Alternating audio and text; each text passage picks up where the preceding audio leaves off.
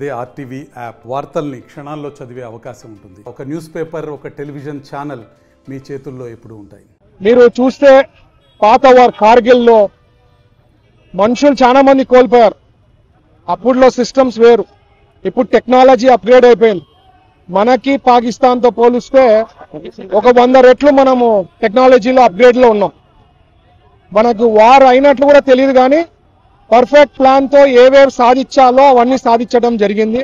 ఈరోజు కర్నూలులో కూటమి ప్రభుత్వం హయాంలో మన ఫ్లాగ్, నేషనల్ ఫ్లాగ్ కి, జవాన్స్ కి రెస్పెక్ట్ తో ఈరోజు ర్యాలీ తీయడం జరిగింది.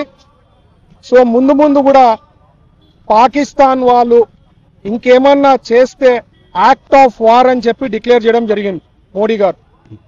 సో పొరపాటున ఏ మాత్రం టెర్రరిస్ట్ అటాక్ జరిగినా it will be a full fledged war. ఇప్పుడే వార్ అయింది, వాళ్ళకంత ఖతం అయిపోయింది.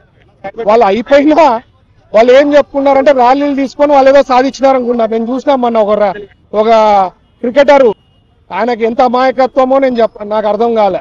సో బేసిక్లీ మన టెక్నాలజీ, మన దగ్గర ఉండే ఎక్విప్మెంట్స్ చాలా ప్రిసైజ్ గా, పర్ఫెక్ట్ గా ప్లాన్ చేశారు.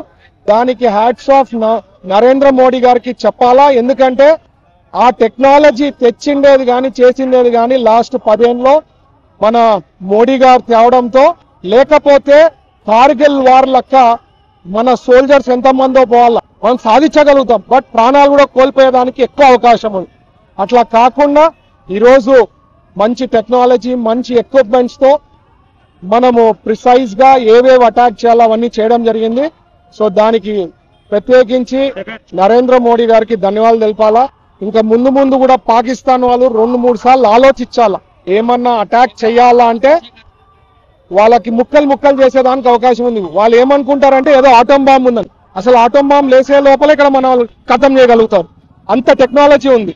సో జాగ్రత్తగా ఉండాలని చెప్పి పాకిస్తాన్ వాళ్ళకి హెచ్చరిస్తూ మన మోడీ గారికి ప్రత్యేకించి ధన్యవాదాలు తెలుపుతున్నా. Thank you.